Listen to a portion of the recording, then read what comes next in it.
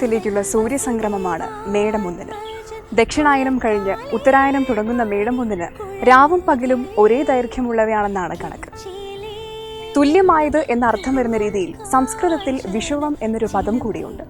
ഇതിൽ നിന്നാണ് മലയാളത്തിൽ വിഷുവും ഉത്തരേന്ത്യക്കാരുടെ ബിഹുവും ഉണ്ടായത്. വിഷുദിന സ്പെഷ്യൽ പരിപാടിയിലേക്ക് വയനാട് വിഷന്റെ എല്ലാ പ്രേക്ഷകർക്കും ഹൃദയം നിറഞ്ഞ സ്വാഗതം.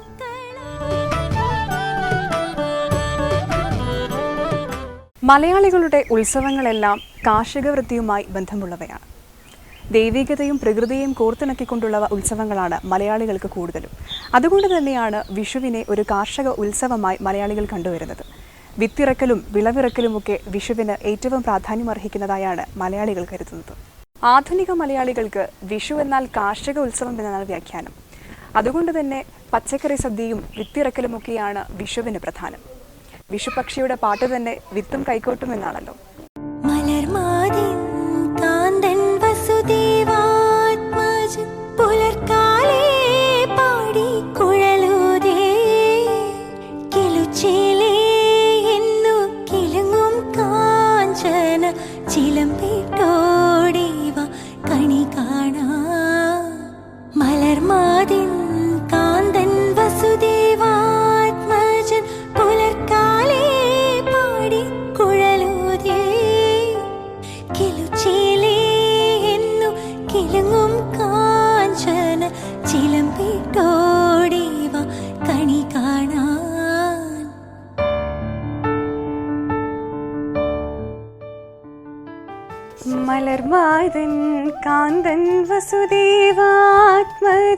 പുലർക്കാലേ പാടിക്കുഴലൂതി ജിലുജിലേ നിന്നു കിലുങ്ങും കാഞ്ചന ചിലമ്പിട്ടോടിവാ കണി കാണും നേരം കമലനേത്രന്റെ നിറമേറും മഞ്ഞത്തുകിൽ ചാത്തി കനകിങ്ങിണി വളകൾ മോതിരം അണിഞ്ഞു കാണേണം ഭഗവാനേ. വിഷു ആഘോഷങ്ങളുമായി ബന്ധപ്പെട്ട് നിരവധി ആചാരങ്ങളും അനുഷ്ഠാനങ്ങളും നിലവിലുണ്ട്. അതിൽ ഏറ്റവും പ്രധാനപ്പെട്ട ഒന്നാണ് വിഷുക്കണി. കൂടാതെ വിഷുക്കളികൾ, വിഷുസദ്യ തുടങ്ങിയവയെല്ലാം വിഷുവുമായി ബന്ധപ്പെട്ട് കേരളത്തിൽ നിലനിൽക്കുന്ന ആചാര അനുഷ്ഠാനങ്ങളാണ്. പ്രാദേശിക തലത്തിൽ കാസർഗോഡ് മുതൽ തിരുവനന്തപുരം വരെ പലതരം വിഷു ആഘോഷങ്ങളാണ് ഇന്ന് നിലനിൽക്കുന്നത്. കാർഷിക സംസ്കാരവുമായി ഏറ്റവും അധികം ബന്ധപ്പെട്ട് കിടക്കുന്ന മലയാളി ഉത്സവം കൂടിയാണ് വിഷു. അതുകൊണ്ട് തന്നെയാണ് വിഷുവിൽ ഏറ്റവും പ്രാധാന്യം അർഹിക്കുന്ന വിഷുക്കണിയിൽ പലതരം പച്ചക്കറി വിഭവങ്ങളും പഴങ്ങളും കൊന്നപ്പൂക്കളുമൊക്കെ ഉൾപ്പെടുത്തുന്നത്. ഭൂമിശാസ്ത്രപരമായും ജ്യോതിശാസ്ത്രപരമായും ഒക്കെ ഒരുപാട് ബന്ധപ്പെട്ട് കിടക്കുന്ന മലയാളി ഉത്സവം കൂടിയാണ് വിഷു. വിഷുക്കണി, വിഷുഫലം, വിഷു കൈനീട്ടം എന്നിങ്ങനെ വിഷുവിൽ പരിപാടികളേറെയാണ്. അതിലേറ്റവും പ്രാധാന്യം അർഹിക്കുന്ന വിഷുക്കണിയിലും പല ഐതിഹ്യങ്ങളും കഥകളും ഒക്കെ നിലനിൽക്കുന്നുണ്ട്. ഒരു ഓട്ടുരുളിയിൽ പലതരം പച്ചക്കറികളും കൊന്നപ്പൂക്കളുമൊക്കെ അണിനിരത്തിക്കൊണ്ടാണ് വിഷുക്കണി ഒരുക്കുന്നത്. അഭൗമമായ ഈ ദൃശ്യമാണ് ഒരു വർഷത്തേക്കുള്ള നമ്മുടെ സമൃദ്ധിയെ നിലനിൽക്കുന്നത് എന്നാണ് വിശ്വാസം. ഓട്ടുരുളി പ്രപഞ്ചത്തെ പ്രതിനിധീകരിക്കുന്നു എന്നാണ് സങ്കല്പം. കാലപുരുഷനായ മഹാവിഷ്ണുവെ പ്രതിനിധീകരിച്ചുകൊണ്ടാണ് വിഷുക്കണിയിൽ ഓട്ടുരുളി നാം വയ്ക്കുന്നത്. വിഷുക്കണിയിൽ ഒട്ടും ഒഴിച്ചുകൂടാനാവാത്ത ഒന്നാണ് കണിക്കൊന്ന. പൊള്ളുന്ന മീനച്ചൂടിൽ മറ്റു പൂക്കളെല്ലാം കൊഴിയുമ്പോൾ കണ്ണിന് ഇമ്പമേകിക്കൊണ്ട് പ്രകൃതി നമുക്ക് സമ്മാനിക്കുന്ന വരദാനം കൂടിയാണ് കണിക്കൊന്ന. കണിവെള്ളരിയെ വിഷ്ണുവിൻ്റെ മുഖമായും വിളക്കിലെ തിരികളെ കണ്ണായും മഹാഭാരതം അഥവാ രാമായണം അല്ലെങ്കിൽ ഭഗവത്ഗീത തുടങ്ങിയ ഗ്രന്ഥങ്ങളെ വാക്കുകളായുമാണ് വിഷുക്കണിയിൽ പ്രതിനിധീകരിക്കുന്നത്. ഒപ്പം തന്നെ നാണയത്തുട്ടുകൾ, സ്വർണ്ണാഭരണങ്ങൾ എന്നിവയും വിഷുക്കണിയിൽ നമ്മൾ വയ്ക്കാറുണ്ട്. ഇതൊക്കെ മഹാലക്ഷ്മിയെ പ്രതിനിധീകരിച്ചുകൊണ്ടാണ് വിഷുക്കണിയിൽ നമ്മൾ ഒരുക്കി വയ്ക്കുന്നത്. വരുന്ന വർഷത്തെ സമൃദ്ധിയെല്ലാം ഈ വിഷു കണിയെ ആശ്രയിച്ചായിരിക്കും എന്നുള്ളതാണ് മറ്റൊരു സങ്കല്പം. ഒപ്പം ഈ ഉരുളിയിലേക്ക് നാളികേരം, അതുപോലെ തന്നെ മറ്റ് കാർഷിക വിളകളായിട്ടുള്ള ചക്ക, മറ്റു ഫലവർഗ്ഗങ്ങൾ എന്നിവയും കൂടി നാം ഉൾപ്പെടുത്താറുണ്ട്. കൂടാതെ വെറ്റില, അടക്ക എന്നിവയും ഈ താരത്തിൽ നമ്മൾ പ്രതിഷ്ഠിക്കാറുണ്ട്. ഒരു കോടിമുണ്ട്, വിഷുക്കോടി ഏറ്റവും പ്രാധാന്യം അർഹിക്കുന്ന ഒരു കാര്യമാണല്ലോ. അതുപോലെ തന്നെയാണ് വിഷുക്കണിയിലും നാം ഒരു കോടിമുണ്ട് എപ്പോഴും വയ്ക്കാറുണ്ട്. വിഷുക്കണിയിലെ മറ്റൊരു പ്രധാന ഇനമാണ് അഷ്ടമംഗല്യത്തട്ട്, ആറന്മുള കണ്ണാടി എന്നിവയൊക്കെ. കത്തിച്ചു വെച്ച നിലവിളക്കിനു മുന്നിൽ ഓട്ടുരുളിയിൽ കണിക്കൊന്ന പൂവും പച്ചക്കറികളും പഴവർഗ്ഗങ്ങളും താമ്പൂലവും കോടിമുണ്ടും അഷ്ടമംഗല്യത്തട്ടും ഇതൊക്കെ നിർത്തിവെച്ചുകൊണ്ടാണ് അഭൗമമായ ഈ വിഷുക്കണി നാം ഒരുക്കുന്നത്. കാർഷിക സംസ്കാരവുമായി ഏറ്റവും അധികം ബന്ധപ്പെട്ട് കിടക്കുന്ന ഒരു മലയാളി ഉത്സവം കൂടിയാണ് വിഷു. അതുകൊണ്ട് തന്നെയാണ് വിഷുക്കണിയിലൊക്കെ കാർഷിക വിളകളായിട്ടുള്ള പലതരം പച്ചക്കറികളും പഴവർഗ്ഗങ്ങളും കൊന്നപ്പൂവുമൊക്കെ ഉൾപ്പെടുത്തുന്നത്.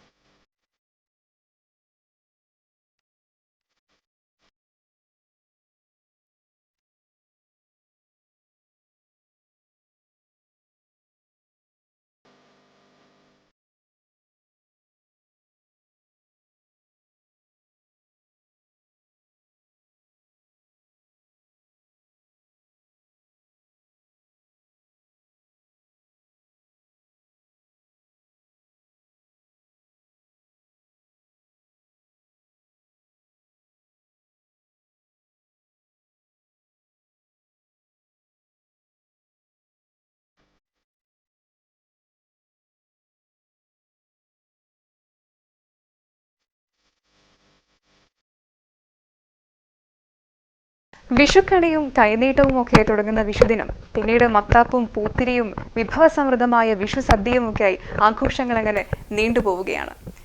വിഷുവിന് മലയാളികൾ നൽകിയിരിക്കുന്നത് കാർഷിക വ്യാഖ്യാനമാണെങ്കിൽ പോലും മാസറോണിയൻ കാർണിവലുകൾക്കെന്ന പോലെ വിഷുവിന് കാലസംക്രമണവും സൂര്യപകർച്ചയും മനുഷ്യജീവിതവും ഒക്കെയായുള്ള രഹസ്യബന്ധം ഈ കാർഷിക ബന്ധത്തോടുകൂടി നാം മറന്നുപോവുകയാണ്. എല്ലാ വയനാട് വിഷൻ പ്രേക്ഷകർക്കും ഐശ്വര്യവും സമ്പൽ സമൃദ്ധിയും നിറഞ്ഞ നല്ലൊരു വിഷുക്കാലം ആശംസിക്കുകയാണ്. നമസ്കാരം.